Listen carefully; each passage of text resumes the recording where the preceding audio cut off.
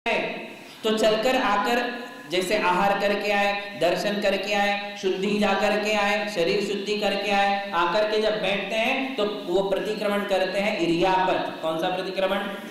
पडिक्कमाय म्हणते इरिया वैया विरणाणा गुत्ते गमने निगमने ठाणे गमने चंकमणे वत्रणे औठणे पसारणे आमासे आदि आदि। वो ये एक दंडक बोलते हैं और ये भाव करते हैं कि मैं चलकर के आया हूं, मेरी चलकर आने में यदि कोई जीव को बाधा हुई हो तो तस्मिच्छा में दुक्कड़म एक कायोत्सर्ग करते हैं। देखिए इरिया कितनी सूक्ष्म बात है, आप सोचिए, केवल चल करके आया है, आहार करके आया है, विहार करके आया है, शरीर शुद्धि करके आया है, तो तुरंत वो इरियापत प्रतिक्रमण करते कि उस समय में यदि कोई दोष जाने अनजाने में प्रमादता से असावधानी से लगे तो उन दोषों की वो शुद्धि इरियापत प्रतिक्रमण के द्वारा करते हैं। दिन में लगे दोषों की शुद्धि वो शाम को दैवसिक प्रतिक्रमण के द्वारा करते हैं। रात में हुई दोषों की आलोचना सुबह रात्रिक प्रतिक्रमण के द्वारा करते। कितने प्रतिक्रमण हो गए? पहला कौन सा?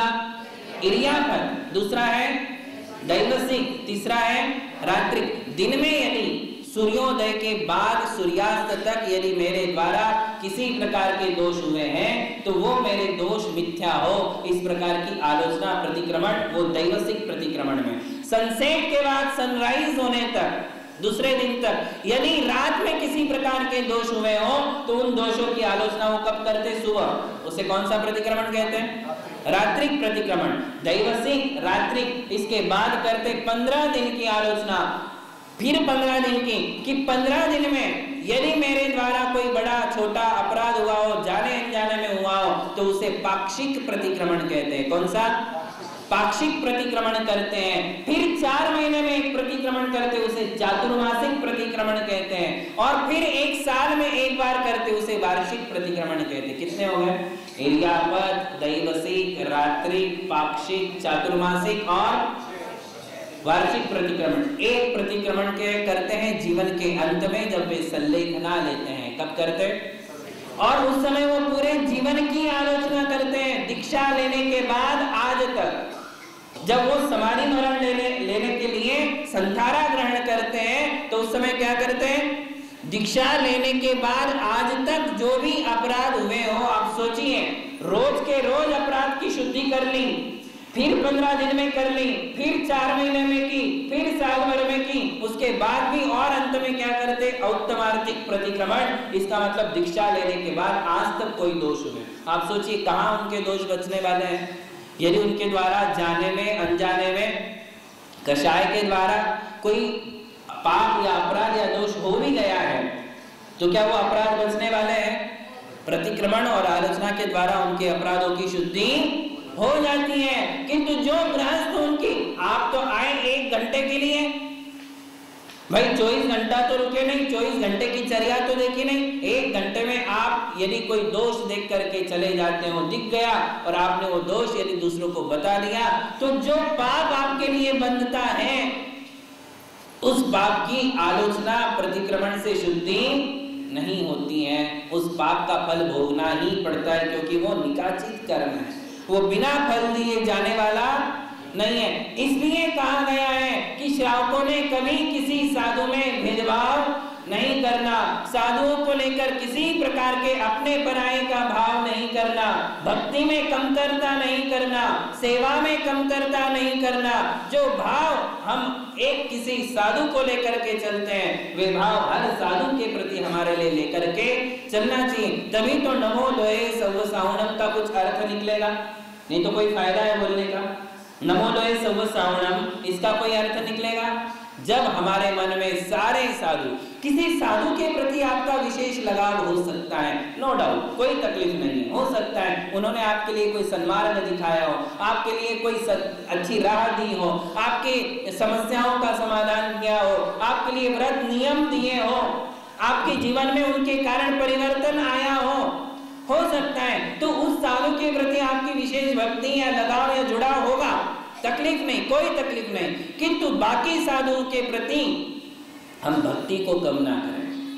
ये बात नहीं है कि हर साधु के पास जाकर के आप अपनी बात बताएं। आपको यदि किसी पर्टिकुलर एक साधु में बहुत ज्यादा आस्था है, आप अपनी मन की बात उनके सामने कहना चाहते हो, बाकियों को कहने की हिम्मत नहीं है या भाव नहीं है, कोई बात नहीं। क्योंकि भक्ति तो सबकी कर सकते हो, सेवा तो सबकी कर सकते हो, आहार तो सबको अच्छे से दे सकते हो, कमंडल लेकर के तो चल सकते हो। सेवा में, भक्ति में किसी प्रकार की कमी नहीं आना चाहिए। जिसको तुमने गुरु माना है, बाकी साधुओं में भी गुरु की ही छवि देखना, ये सच्चे धर्मात्मा का लक्षण है। ये सच्चे धर्मात्मा का यही लक्षण है। नमो लोहे सब साउनम का यही भाव है। ध्यान में रखिए, सोने का घड़ा होता है ना, सोने का घड़ा यदि टूट गया, बाय चांस वो टूट गया, तो आप उसको घर के बाहर फेंक दोगे? मिट्टी का घड़ा हो तो फेंक दोगे। मिट्टी का घड़ा यदि है तो मिट्टी का घड़ा आप टूट गया तो उसको बाहर कर दोगे, नया घड़ा लेकर के आओगे। ऐसे ही सोने के साथ करो, सोने का घड़ा टूट गया फेंक दो, दूसरा लेके आ। सोने का घड़ा टूटने के बाद, सोने का घड़ा चूर चूर होने के बाद भी सोना सोना ही होता है, सोना कभी मिट्टी नहीं होती है। वैसे ही साधु भी एक रत्नत्रय के सोने का घड़ा है। बाय चांस कभी चारित्र में किसी कमजोरी के कारण, अज्ञानवश, असमर्थता के कारण, बीमारियों के कारण चारित्र से यदि वो टूट भी जाते हैं तो भी वो सोने का घड़ा सोने का ही रहेगा। वो टूटने के बाद भी मिट्टी होने वाली साधु साधु ही रहेगा, साधु श्रावक बनने वाला नहीं है। बस इतनी सी बात को यदि समझ करके चलोगे और अपने आंखों में से यदि वो चश्मा उतार करके अलग कर दोगे, जिससे तुम्हें केवल दोष ही दोष नजर आते हैं।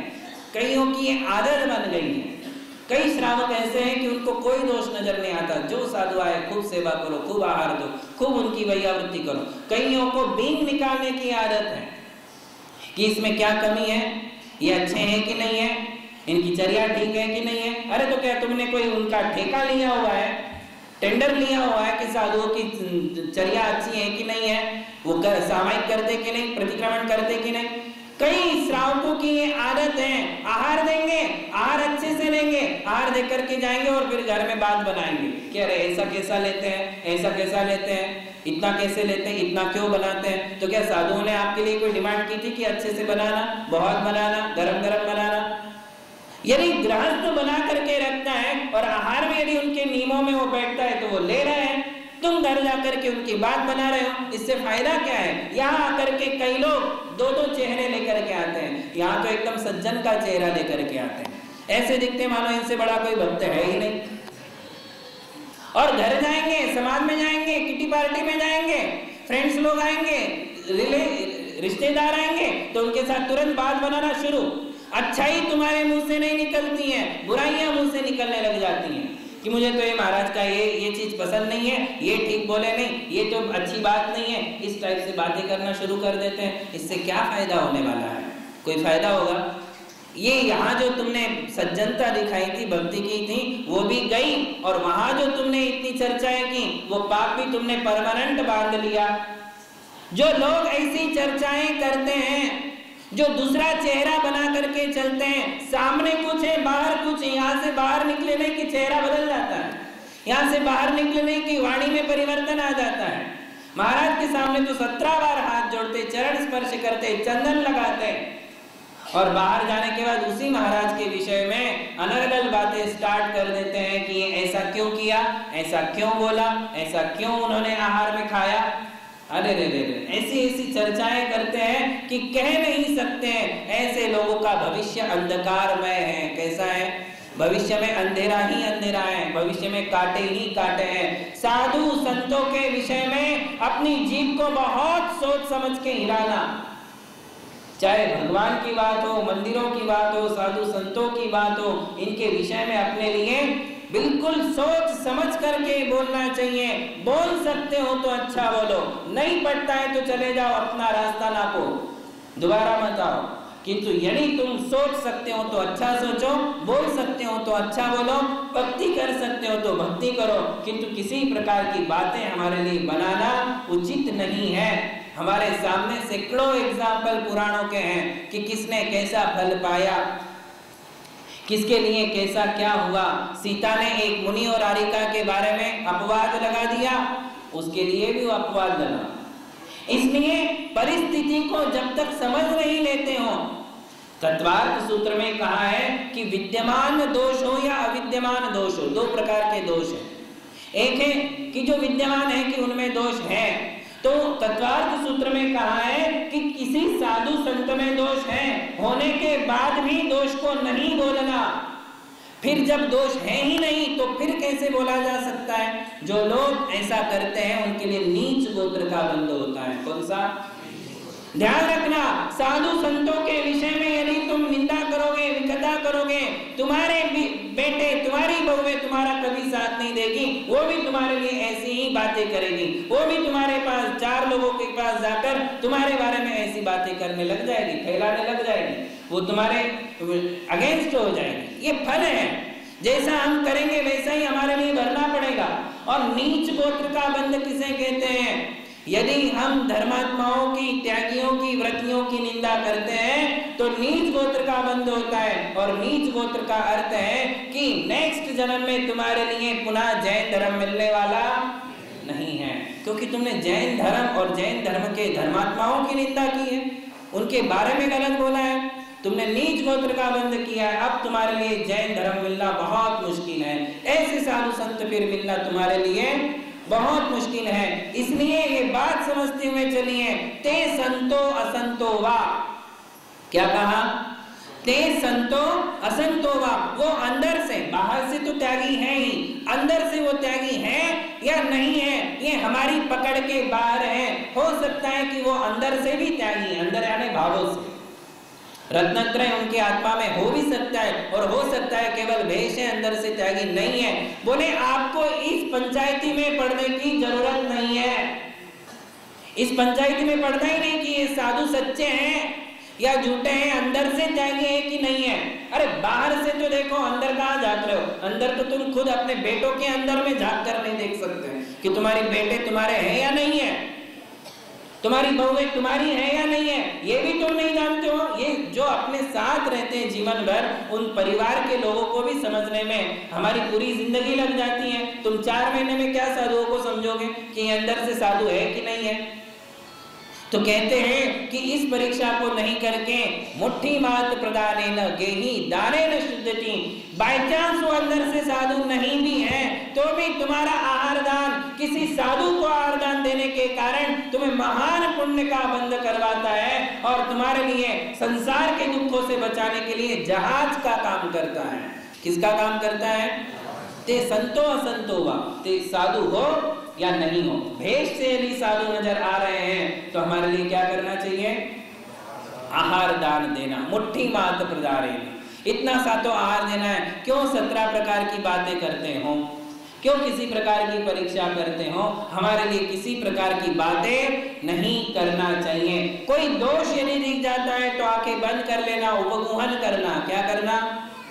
किसी व्रती त्यागी के दोष नजर आते, वाकई में उनमें दोष है, तो वो दोष किसी से नहीं कहना, पहला नियम ये। और यदि तुम्हारे अंदर शक्ति है, तुम्हारे अंदर ज्ञान है, तुम्हारे अंदर चतुराई है और तुम अकेले में जाकर साधुओं को बता सकते हो कि ऐसा करने से समाज में वातावरण बिगड़ सकता है, धर्म की अप्रभावना हो सकती है, यदि इतना कहने की या समझाने की, कन्विंस करने की पावर यदि तुम में है तो तुम अकेले में जाकर के साधुओं को बोलो कि इस प्रकार से नहीं होना चाहिए। कन्विंस करना चाहिए उस साधु को जाकर, व्रती को जाकर समझाओ।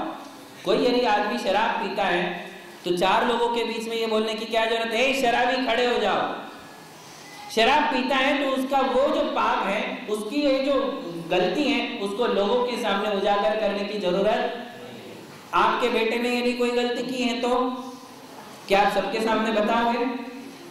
अपने रिलेटिव्स को बताओगे, अपने मित्रों को बताओगे, आसपास के पड़ोसियों को बताओगे, देखो मेरा बेटा तो रोज शराब पीता है, बताओगे?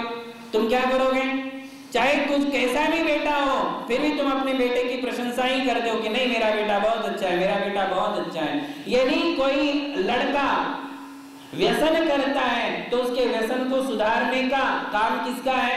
उसके माँ बाप का। किसका है? आसपास के पड़ोसियों का काम नहीं है। समझा सकते हैं किंतु ठीक ठाक से उसको समझाने का काम और उसको सुधारने का काम कौन करेंगे? वैसे ही कोई साधु के द्वारा यदि अपराध हो जाता है तो साधु के अपराध को ठीक करने का काम किसका है? उसके गुरु का। किसका काम है? उसके गुरु जाने किसने यदि ये अपराध किया है तो उसे क्या प्रायश्चित करना चाहिए, कैसे वो सुधर सकता है, ये गुरु के द्वारा ही संभव है। यदि आपको किसी साधु में बहुत ज्यादा गलती नजर आती है और लगता है कि इससे समाज का वातावरण बिगड़ सकता है, तो आप उसके गुरु के पास जाकर भी निवेदन कर सकते हो। किंतु आपको कोई अधिकार नहीं है कि इस बात को हम सारी समाज में फैलाएं या किसी पत्रिका में छपवाए या किसी चैनल तक लेकर के जाए। ऐसा करने से हमारा ही धर्म का नाम खराब होने वाला है। इसलिए धर्म स्नेही बंधुओं, साधु संतों के विषय में हमें बहुत संवेदनशील होना चाहिए। कैसे होना चाहिए? संवेदनशील। धर्म स्थानों में अपने द्वारा किसी प्रकार का पाप नहीं होना चाहिए, किसी प्रकार के पाप कर्म का बंध नहीं होना चाहिए। इसलिए ते संतो असंतो वा, वे अंदर से साधु हो या नहीं हो, बाहर से यदि हमारे लिए आरिका का वेश नजर आता है, एल्लक जी का वेश नजर आता है, शुल्लक जी का वेश नजर आता है, मुनियों का वेश नजर आता है, तो हमारा काम इतना है कि हम उनकी खूब सेवा करें, वैयावृत्ति करें, भक्ति करें, आहार दान दें और उनकी विनय करते हुए अपने समय को व्यतीत करें। ऐसा करने से हमारी गृहस्थी सार्थक हो जाती है, हम अनंत दुखों से बच जाते हैं। किंतु यदि उनके दोष करने लग गए, उनके दोषों को बोलने लग गए, तो हम अनंत दुखों को आमंत्रित करते हैं। क्या करते हैं? वो साधु तो अपनी जगह है, किंतु उसके दोष बोलने से हम दुखों को आमंत्रण दे रहे हैं। और यदि उनकी सेवा करते हैं तो अनंत दुखों से हम छुट्टी पा रहे हैं, मुक्ति पा रहे हैं। इसलिए साधु संतों की बने, जहां तक सेवा करें, भक्ति करें, किंतु आलोचना उनकी कभी ना करें। महावीर भगवान की जय।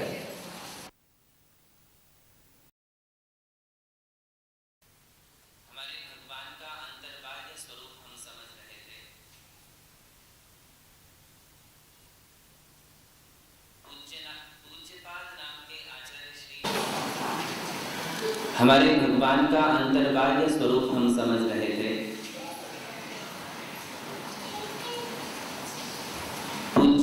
पूज्यपाद नाम के आचार्य श्री ने चैत्य भक्ति में अरिहंत भगवान के स्वरूप का उल्लेख करते हुए बहुत ही अच्छी बातें बताई। उसमें से कुछ बातें हम आपको पुनः आज बताएंगे।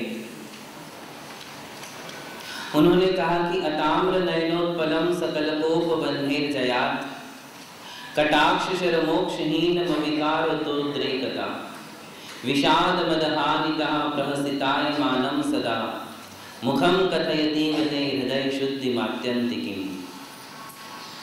संस्कृत भाषा में पूज्यपाद आचार्य श्री ने दश भक्ति की रचनाएं की और उसमें चैत्य भक्ति की रचना करते समय ये कहा कि हमारे भगवान कैसे होते हैं, तो कहते हैं अताम्र नयनोत्पलम, उनकी आंखें कभी लाल नहीं होती। अताम्र नयनोत्पलम, आंखें उनकी कभी भी लाल नहीं होती हैं। लाल आंखें उनकी होती हैं जिन्हें किसी के ऊपर गुस्सा आ रहा है, जो बहुत क्रोध में है, या फिर जिन्हें आंखों की बीमारी है। ऐसा जरूरी नहीं है कि आंखें लाल है यानी गुस्से में ही होना चाहिए, हमारी भी हो जाती है। तो ये आंखों की या तो बीमारी हो सकती है या तो फिर बहुत गुस्से में व्यक्ति होता है, उस समय उसकी आंखें लाल होती है। और अरिहंत भगवान को ना गुस्सा आता है ना उनके लिए कोई बीमारी है, इसलिए उनकी आंखें कैसी है? बिल्कुल अताम्र, शुभ्र है, लाल कभी नहीं होती है। अताम्र नयनोत्पलम सकल कोप बन्धेर जयात्। बोले ऐसा क्यों? क्योंकि उन्होंने क्रोध रूपी आग को बुझा दिया है, शांत कर दिया है। क्षमा रूपी जल से क्रोध रूपी अग्नि को उन्होंने शांत कर दिया है, इसलिए उनकी आंखें कभी लाल नहीं होती है। कटाक्ष शर मोक्षहीन मविकार तोद्रेकता। बोले और कैसे हैं भगवान? बोले उनके आंखों में या उनके चेहरे पर कभी कटाक्ष नहीं होता है। कटाक्ष किसे कहते हैं? कटाक्ष शर, शर यानी बाण, कटाक्ष यानी काम बाण, मोक्ष यानी छोड़ना। वे कभी अपने चेहरे से काम बाण को नहीं छोड़ते हैं, कटाक्ष नहीं करते हैं। बात समझ रहे हैं? कटाक्ष नहीं करने का मतलब यहाँ सीधी सीधी बात का उल्लेख कर रहे हैं कि जब कोई किसी के प्यार में पड़ जाता है जब कोई काम वासना में आ जाता है, जब किसी को पटाना है, किसी पुरुष को महिला की और दृष्टि जा रही है, किसी महिला की पुरुष की और दृष्टि जा रही है, मन विकारी हो रहा है और उसको अपने वश में करने की इच्छा उसकी है, तो वो कटाक्ष छोड़ता है, वो भौहें चलाता है, वो आंखें चलाता है, उसकी आंखों में, उसकी भौहों में विकार आने लग जाता है। इसे कहते हैं कटाक्ष, शर, मोक्ष। 3 शब्द हैं। कटाक्ष यानी अपने चेहरे से काम बाण को छोड़ना, कटाक्ष, शर, मोक्ष। मोक्ष यानी छोड़ना, कटाक्ष छोड़ना। आप समझ रहे, बात समझ रहे? हम जो आंखें चलाते हैं, किसी को बुलाना है, किसी को पटाना है, किसी को अपनी बात समझाना है, उस समय जो आंखें चलाई जाती हैं उसे विभ्रम कहते हैं, विलास कहते हैं। वो विभ्रम, वो विलास जो काम वासना के आवेग में आता है, उसे कहते हैं कटाक्ष, शर, मोक्ष। वो भगवान के चेहरे पर नहीं है। भगवान कभी कॉर्नर से नहीं देखते हैं, ऐसा नहीं देखते हैं या ऐसे नहीं देखते हैं। देखो आप भगवान की एक एक बात देखिए कितनी स्पष्ट हो रही है। भगवान की आंखों की तरफ देखो, उनकी आंखों में विकार नहीं है। इस बात की स्पष्टीकरण आचार्य कर रहे हैं कि उनके आंखों में विकार नहीं है, विकार मन में विकार नहीं है। कहा नहीं है? उनके मन में विकार नहीं है। कई लोग ऐसा बैठते हैं और बैठकर उन्हें चेहरा इधर नहीं करना है, क्योंकि चेहरा इधर करेंगे तो लोग देख लेंगे। तिरछी नजर से देखते हैं। तिरछी नजर से कौन देखेंगे? या तो जिसके मन में छल कपट है, या तो जिसके मन में काम वासना है, वो तिरछी नजरों से देखता है। या तो जिसको ईगो है, जब किसी का किसी के साथ झगड़ा हो जाता है, देवरानी का जेठानी के साथ बन नहीं रहा है, अब उसको देखना तो है जेठानी की तरफ, किंतु ऐसा नहीं देखेंगे। ऐसा देखेंगे तो समझ में आ जाएगा। तो कैसा देखेंगे? ऐसे देखते हैं। हमें नहीं आता, किंतु हम बता रहे हैं। तो ऐसा देखने से ईगो आड़े आता है, तो तिरछी नजरों से देखते हैं। ईगो में आकर के, छल कपट में आकर के, या फिर काम वासना में अंधा होकर के, उसे जिसको देखना है उसे देखना भी है और किसी को मालूम भी नहीं पड़ने देना है कि मैं उसको देख रहा हूं। तो उस समय तिरछी नजरें चलाई जाती हैं। ये सारे मन के विकार अरिहंत भगवान ने धो डाले हैं। ना उनके मन में छल कपट है, ना उनके मन में अहंकार है, ना उनके मन में काम वासना है, इसलिए उनकी आंखों में विकार नहीं है। कितनी छोटी छोटी बातें बताते हैं कि मतलब जो आपके गृहस्थ जीवन में होने वाली घटनाएं हैं, छोटी छोटी बातें हैं, वो भी बताई गई कि वो भगवान के जीवन में नहीं है। कटाक्ष, शर, मोक्षहीन मविकार तो उद्रेकता। बोले उनके मन में विशुद्धि का उद्रेक है, काम वासना का उद्रेक नहीं है। विषाद मद हानितः प्रहसितायमानं सदा। और कैसा है? चेहरे के बारे में ही पूरा वर्णन है।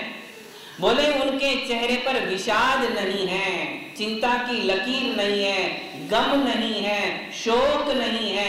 उनके चेहरे पर ये सारे भाव नजर नहीं आ रहे हैं। विषाद मद, मद यानी अहंकार, विषाद यानी मन का जो गम होता है, शोक होता है, हम किसी गम में जीते हैं, तो वो सब नहीं होने के कारण प्रहसितायमानं सदा, खिले हुए कमल के समान हमारे भगवान हंसते रहते हैं। बिल्कुल प्रसन्न मुद्रा है, बिल्कुल दांत दिखा करके भी नहीं हंसते हैं। ऐसा भी नहीं कि दांत दिखते हैं, वैसे नहीं, किंतु मंद मुस्कान है। क्या बोलते हैं आप उसको? कौन सी स्माइल? तो ऐसी जो है मंद मुस्कान है चेहरे पर। आपको एकदम से ऐसा नहीं लगेगा कि एकदम खिलखिला रहे हो, ऐसा भी नहीं लगेगा कि किसी का उपहास कर रहे हो, ऐसा भी नहीं लगेगा कि कोई मजाक कर रहे हो, ऐसा भी नहीं लगेगा कि कोई विषय भोगों का आनंद ले रहे हो। उनके चेहरे के ऊपर जो प्रसन्नता है वो आत्मा की विशुद्धि को प्रकट करने वाली प्रसन्नता है। तो ऐसा क्यों है? क्योंकि उनके मन में विषाद नहीं है, अहंकार नहीं है, काम वासना नहीं है, विषय भोगों की इच्छा तृष्णा नहीं है। इसलिए रौद्र ध्यान वाला जो हंसना होता है वो हंसना उनके चेहरे पर नहीं है। रौद्र ध्यान जब होता है व्यक्ति को, जब कोई चोरी करके सफल हो जाता है उस समय भी कोई हंसता है, जब कोई किसी को डोमिनेट होते हुए देखता है तब भी कोई हंसता है, जब बहुत ज्यादा कोई व्यक्ति ये समझ लेता है कि मुझे बहुत ही आनंद आ रहा है विषयों का भोग करने में, उस समय भी वो हंसता है। या फिर किसी की मजाक उड़ाने में, किसी को टॉर्चर करने में, किसी की टिंगल करने में, उस समय में व्यक्ति हंसता है। किंतु इस प्रकार की हंसी भगवान के चेहरे पर नहीं है। कौन सी हंसी है? प्रसन्नता वाली, आत्मा की विशुद्धि को बाहर झलकाने वाली हंसी उनके चेहरे पर है, मंद मुस्कान है। मुखम कथयतीव ते हृदय शुद्धि मात्यंत किम, बोले उनके चेहरे से ही मालूम पड़ता है कि उनके अंतरंग में कितनी विशुद्धि है, निष्कषाय और निष्पाप भावना है। ऐसे हमारे अरिहंत भगवान है। निराभरण भासुरम विगत राग वेगो दयाल, बोले अंतरंग में राग इच्छाएं ये सब नष्ट हो जाने के कारण उनके तन पर कोई आभरण नहीं है। निराभरण, आभरण यानी अलंकार, अलंकार उनके शरीर पर नहीं है, क्योंकि अंतरंग में उनके राग और इच्छाओं की भट्टी जो है वो बिल्कुल शांत हो चुकी है, उन्हें किसी प्रकार की मोह माया नहीं है, इसलिए बाहर से निराभरण है। निरंबर मनोहरम प्रकृति रूप निर्दोषता, और बोले निरंबर भी है, वस्त्र रहित भी है, क्योंकि वो प्राकृतिक रूप में जी रहे हैं। प्रकृति रूप कैसा है भगवान का रूप? बिल्कुल नेचुरल रूप है, बिल्कुल नेचुरल रूप है, प्रकृति से मिलता जुलता हुआ रूप भगवान का है, इसलिए उनको कपड़े ओढ़ने की आवश्यकता नहीं है। प्रकृति रूप निर्दोषता, उनके शरीर में किसी प्रकार का कोई विकार नहीं है, इसलिए उनको कपड़े भी नहीं है। ऐसे हमारे अरिहंत भगवान होते हैं जिनके विषय में हम लगातार सुनते आ रहे हैं। आज हम देखें कि अरिहंत भगवान और सिद्ध भगवान में अंतर क्या है। दो दो प्रकार के भगवान क्यों हैं भाई? जब अरिहंत भगवान है तो फिर सिद्ध कौन से भगवान है? दो भगवान होते हैं क्या?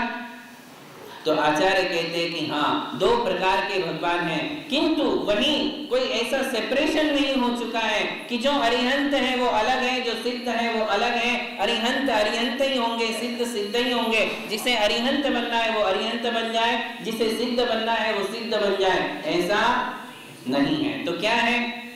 ये एक मार्ग है, इसी मार्ग से जाना होता है, उसी रास्ते से गुजरना होता है। अरिहंत पद प्राप्त किए बिना कोई सिद्ध नहीं होता है। तो अरहंत सिद्ध एवं, अरहंत ही सिद्ध होने वाले हैं।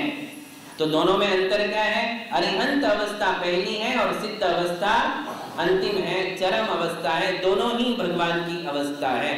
दोनों में बहुत बड़ा अंतर है और साम्यता भी बहुत बड़ी है। जैसा अनंत चतुष्टय अरिहंत भगवान में है, वहीं अनंत चतुष्टय सिद्ध भगवान में भी है।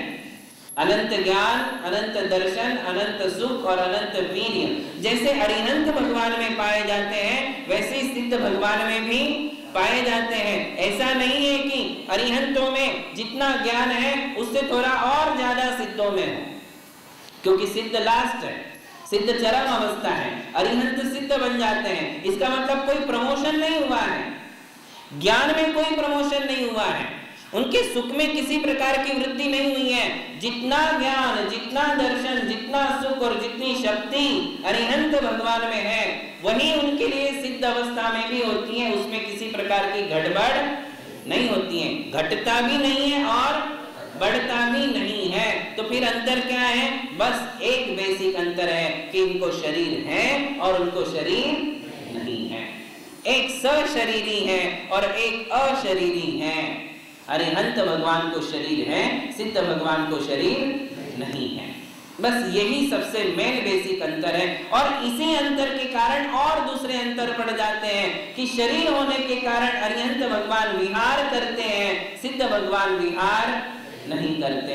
शरीर होने के कारण अरिहंत भगवान उपदेश देते हैं, सिद्ध भगवान उपदेश नहीं देते हैं। शरीर होने के कारण अरिहंतों के समो शरण है, अष्ट प्रातिहार्य है, सिद्ध भगवान को शरीर ही नहीं है, इसलिए वहां अष्ट प्रातिहार्य भी नहीं है और समो शरण भी नहीं है। ये सारे अंतर शरीर होने और नहीं होने के कारण हमारे लिए देखने को मिलते हैं। और एक बेसिक अंतर है कि 8 कर्मों में से अरिहंत भगवान ने 4 कर्मों का नाश किया है और सिद्ध भगवान ने 8 कर्मों का नाश कर दिया है। ये अंतर अरिहंत और सिद्ध भगवान में है।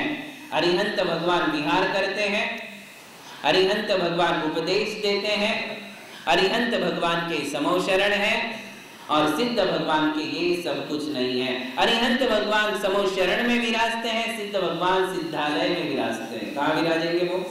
तीनों लोक के शिखर पर। जब अरिहंत भगवान की आयु पूर्ण होने लगती है तो 6 महीने पहले ही उनके समोशरण का विघटन हो जाता है। समोशरण का विघटन होने के पश्चात वे पुनः अपने चरम अवस्था के लिए चौथा शुक्ल ध्यान लगाते हैं। चौथा शुक्ल ध्यान लगाने के पश्चात उस समय वे तीसरे और शुक्ल ध्यान में, पहले तीसरा शुक्ल ध्यान लगाते हैं, तीसरे शुक्ल ध्यान में वे अपने योगों का निरोध करते हैं। मन, वचन और काय ये तीनों अरिहंत भगवान के साथ हैं, किंतु सिद्ध भगवान के साथ ना मन है, ना वचन है, ना काय है, तीनों भी नहीं है। अरिहंत भगवान आयु पूर्ण जब होने लग जाती है तो अपने योगों का निरोध करते हैं। मन, वचन और काय इन तीनों योगों का निरोध करते हैं और अंत में शरीर छोड़ देते हैं, 14वें गुण स्थान को पार कर जाते हैं और फिर सीधे सिद्धालय में जाकर विराजमान हो जाते हैं। सिद्ध भगवान की कोई गति नहीं है। अरिहंत भगवान अभी भी मनुष्य गति में है, सिद्ध भगवान मनुष्य गति के नहीं माने जाते हैं। उनकी गति मार्गणा में कोई गणना नहीं है, ना उनकी गति है, ना उनको इंद्रियां है, ना उनको शरीर है। वो 14 के 14 मार्गणाओं से रहित हैं। ऐसे हमारे सिद्ध भगवान होते हैं। तो अरिहंत और सिद्ध भगवान में आपको अंतर समझ में आ गया। बड़े कौन हैं? बड़े कौन हैं? सिद्ध भगवान, क्योंकि वो जीव की चरम और शुद्ध अवस्था है। बिल्कुल शुद्ध अवस्था यदि कोई मानी जाएगी तो वो सिद्ध अवस्था मानी जाएगी। और अरिहंत भगवान की जो अवस्था है वो भी शुद्ध अवस्था ही है, किंतु अभी उनके लिए 4 कर्म नष्ट करना बाकी है। उसके लिए उनके लिए बहुत बड़ा पुरुषार्थ नहीं करना पड़ता है, कोई बहुत बड़ी तपस्या नहीं करनी पड़ती है। आयु पूर्ण होती है, नेचुरली वो तीसरे और चौथे शुक्ल ध्यान में चले जाते हैं और उसके बाद उनका शरीर घटित हो जाता है, कपूर की भांति उड़ जाता है। उनके लिए शरीर दहन नहीं करना पड़ता। सामान्य रूप से हम क्या करते हैं, साधु है, आचार्य है, उपाध्याय है, साधु है, तो जब इनका समाधि मरण होता है तो समाधि मरण के बाद क्या करते हैं, उनके शरीर का अग्नि संस्कार किया जाता है। अरिहंत भगवान के शरीर का अग्नि संस्कार नहीं होता है, क्योंकि उनका शरीर जो है कपूर की भांति, जैसे कपूर को आप रख दो तो कपूर की भांति वो धीरे धीरे करके उड़ जाता है। अरिहंत भगवान के शरीर का दाह संस्कार नहीं होता। वो सारे परमाणु जो है वातावरण में फैल जाते हैं, डिस्ट्रॉय हो जाता है पूरा शरीर, है ना। किंतु बचते हैं नाखून और केश। क्या बचते हैं? 2 चीजें बचती हैं। हालांकि अरिहंत भगवान के शरीर में 7 धातु और उपधातु नहीं है। हमारी कल्पना और हमारी सोच के बाहर उनका शरीर है कि जिनके शरीर में हड्डी नहीं, मांस नहीं, खून नहीं, ये सब चीजें नहीं है। इवन उनके शरीर में चमड़ी भी नहीं है, वात पित्त कफ नहीं, चमड़ी नहीं, ये सब कुछ नहीं है। चमड़ी भी नहीं है किंतु नाखून है, चमड़ी नहीं है किंतु बाल है। ये सब कुछ कैसे हैं? तो ये हमारे ज्ञान के बाहर है, सोच के बाहर है, कल्पना के बाहर है। ये सब कुछ अतिशय है। उनका शरीर परम औदारिक शरीर माना जाता है। किसका? देखिए, मनुष्यों का जो शरीर है, जितने भी मनुष्य और जानवर होते हैं उनके शरीर को औदारिक शरीर कहते हैं। क्या कहते हैं? औदारिक शरीर, क्योंकि वो उदार है, मोटा है। और नारकी और देव जो होते हैं उनका शरीर सूक्ष्म होता है, उसको वैक्रिक शरीर कहते हैं। और जो हम मनुष्य हैं, हमारा शरीर कौन सा है? औदारिक शरीर माना जाता है, क्योंकि वो स्थूल है, मोटा है। किंतु भगवान का जो शरीर वो कैसा है? परम औदारिक। कैसा है? औदारिक तो है किंतु परम औदारिक, यानी हम सबसे श्रेष्ठ शरीर अरिहंत भगवान का होता है। क्यों परम औदारिक है वो? बताया था आपको, क्योंकि वो शुद्ध स्फटिक के समान है। स्फटिक जैसा कड़ा नहीं है, स्फटिक में तो स्फटिक थोड़ा कड़ापन होता है उसमें, भगवान के शरीर में कड़ापन नहीं है। तो स्फटिक के समान ट्रांसपेरेंसी उनके शरीर में है। उनके शरीर में 7 धातु और उपधातु नहीं होने के कारण, चमड़ी नहीं होने के कारण वो बिल्कुल ट्रांसपेरेंट शरीर है। किंतु एक बात और है, जब वे अरिहंत भगवान समो शरण में विराजते हैं तो उनकी छाया नहीं पड़ती है। 4 चीजें और हो जाती हैं। नाखून और केश होते तो हैं किंतु वो बढ़ते नहीं हैं। बात समझ में आ रही? जब कोई अरिहंत पद को प्राप्त होते हैं, भगवान बन जाते हैं कि उनके नाखून और बाल बढ़ते नहीं और उनकी छाया नहीं पड़ती। छाया क्यों नहीं पड़ती? भगवान की छाया क्यों नहीं पड़ती? आप बताइए, क्या सूर्य की कभी छाया पड़ती है? सूर्य की कभी छाया देखी है आपने? चंद्रमा की छाया देखी है? उस सूर्य के कारण हम सबकी छाया पड़ती है। छाया कब पड़ती है? जब कोई लाइट हमारे ऊपर आए तो हमारे शरीर की छाव हमारे लिए देखने को मिलती है। और अंधेरा हो तो अंधेरे में हमारी छाव होती है क्या? नहीं होती है। जब प्रकाश होता है तभी छाव होती है। और प्रकाश भी कैसा? हमसे ज्यादा प्रकाशमान कोई वस्तु है तब हमारी छाया पड़ती है। किंतु समो शरण में जो भगवान विराजमान है, वहां अरिहंत भगवान के शरीर की इतनी जबरदस्त तेज होता है, चमक होती है कि उसके कारण सबकी छाया पड़ेगी, अरिहंत भगवान की छाया कभी नहीं पड़ेगी। इसलिए ये बात समझ में लीजिए कि जिसे चांद और सूर्य की कभी छाया नहीं पड़ती है। क्यों? क्योंकि सूर्य और चांद से ज्यादा प्रकाशमान और कोई वस्तु है ही नहीं, तो उनकी छाया कहां से पड़ेगी? बस ऐसे ही समो शरण में भगवान से बढ़कर और कोई तेजस्वी नहीं होता है। वहां 14 निधियां हैं, 9 रत्न हैं, फिर भी उनसे भी ज्यादा तेज किसका है? अरिहंत भगवान का। महावीर भगवान की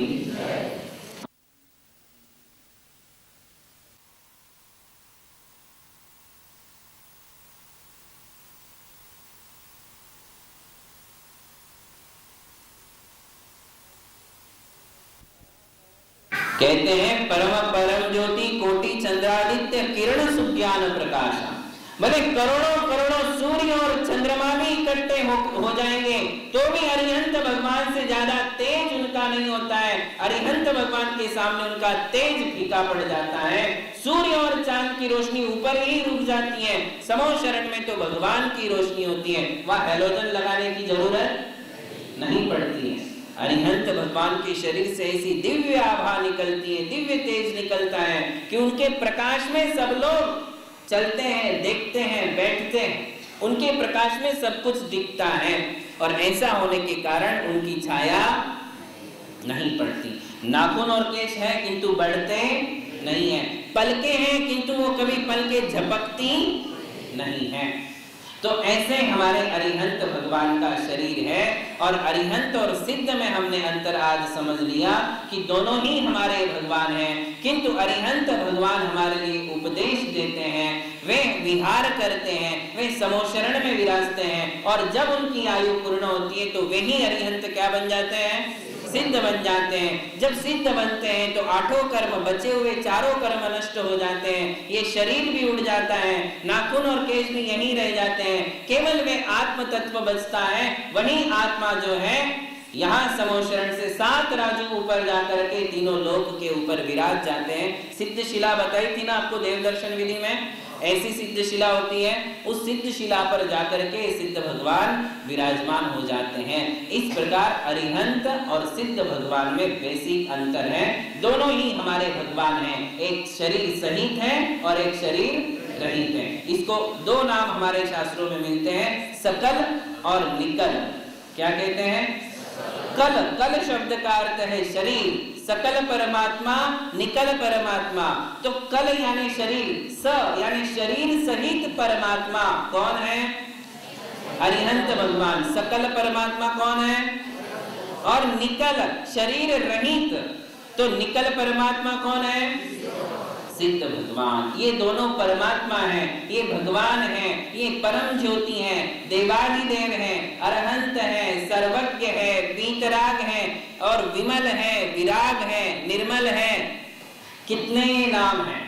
अनादि अनंत है। इनके 1008 नामों से तो इंद्र स्तुति करता है। कितने नामों से? 1008 नाम देकर तो इंद्र भगवान की स्तुति करता है। तो इनके गुणों का कोई अंत नहीं है, इनके गुणों में किसी प्रकार की कोई कमी नहीं है। अनंत गुण के भंडार ये अरिहंत और सिद्ध भगवान होते हैं। हम दोनों की आराधना अलग अलग करते हैं। अरिहंत भगवान की पूजा अलग करते हैं और सिद्ध भगवान की पूजा अलग करते हैं, क्योंकि दोनों परमेष्टि अलग अलग है, दोनों अवस्थाएं अलग अलग हैं। तो अरिहंत और सिद्धों में अंतर हुआ। अब बात आती है कि अरिहंत और तीर्थंकर इन दो शब्दों में क्या अंतर है। देखिए, हर एक बात हमारी क्लियर होनी चाहिए। हमने तीर्थंकरों को बचपन से सुना है कि 24 तीर्थंकर होते हैं, 24 तीर्थंकर होते हैं, किंतु ये तीर्थंकर कौन से परमेष्टि है? पांचों में से कौन से परमेष्टि है? अरिहंत परमेष्टि है। ये बात आज आप समझ लीजिए। तीर्थंकर जो भी होते हैं वो अरिहंत परमेष्टि होते हैं। सिद्ध भगवान में कोई तीर्थंकर या सामान्य इस प्रकार का कोई भेद नहीं होता। सिद्ध भगवान सब समान होते हैं। जब यही तीर्थंकर सिद्ध बन जाते हैं तो वहां अनंत सिद्धों में मिल जाते हैं और वहां समान हो जाते हैं। फिर वो एक दूसरे में किसी प्रकार का भेद नहीं रहता। किंतु जब तक अरिहंत अवस्था है तब तक भेद है। क्या भेद है? कोई सामान्य केवली है, कोई तीर्थंकर केवली विशेष है। कोई सामान्य है और कोई विशेष है। जैसे राम, भरत, बाहुबली, ये सब कौन से अरिहंत थे? सामान्य केवली। कौन से थे? अरिहंत तो थे किंतु तीर्थंकर नहीं थे। और तीर्थंकर भी है और अरिहंत भी है। क्या है? अरिहंत भी है और तीर्थंकर। तो आप समझ लीजिए, जितने भी तीर्थंकर होते हैं वे सब अरिहंत होते हैं, किंतु जितने अरिहंत होते हैं वे सब तीर्थंकर नहीं होते। बात समझ में आ गई आपको? बिल्कुल सरल है। इसको आप आचार्य संघ में घटित करिए। जितने भी आचार्य हैं वे साधु भी हैं, किंतु जितने साधु हैं वे सब साधु आचार्य नहीं है। आचार्य जो होते हैं वो भी तो साधु हैं। अपन उनको कहते हैं साहू मंगलम, साहू लघुत्तमा, साहू शरणम पवज्जामि। उसमें हम तीनों का नाम ले लेते हैं, आचार्य, उपाध्याय और साधु, क्योंकि आचार्य भी साधु ही है। इसके आगे वाले प्रकरण में हम आपको उन्हीं के बारे में बताएंगे। किंतु यहाँ एग्जाम्पल दे रहे हैं कि जैसे सभी आचार्य साधु हैं किंतु सभी साधु आचार्य नहीं होते, वैसे ही सभी तीर्थंकर अरिहंत हैं किंतु सभी अरिहंत तीर्थंकर नहीं होते हैं। अध्यक्ष समाज का नागरिक है। प्रत्येक अध्यक्ष, समाज के जितने भी अध्यक्ष होते हैं वे सब समाज के नागरिक हैं, किंतु समाज का हर नागरिक समाज का अध्यक्ष नहीं होता है। अध्यक्ष नागरिक है किंतु हर नागरिक अध्यक्ष नहीं होता है। बात समझ में आ गई? बस इसी प्रकार से अरिहंत और तीर्थंकरों में अंतर है। अंतर क्या है? तो सामान्य केवली जो होते हैं उनके कल्याणक नहीं होते हैं। जैसे रामचंद्र जी, भरत जी, बाहुबली जी, ये सब मोक्ष गए। जीवनधर कुमार मोक्ष गए, श्रीपाल मोक्ष गए। इसके अलावा आदिनाथ भगवान के 100 पुत्र मोक्ष चले गए। किंतु ये सब जो है कल्याणक के धारी नहीं थे। इनके लिए गर्भ कल्याणक नहीं हुआ, जन्म कल्याणक नहीं मनाया गया। जैसे तीर्थंकर भगवान जब माता के गर्भ में आते हैं तो माता के गर्भ में आने से 6 महीने पहले ही क्या होने लग जाती है? रत्न वर्षा होने लग जाती है 6 महीने पहले से। ऐसे सामान्य केवली जो बनने वाले हैं उनके लिए ऐसा नहीं होता है। उनका गर्भ, जन्म, तप, ऐसा कोई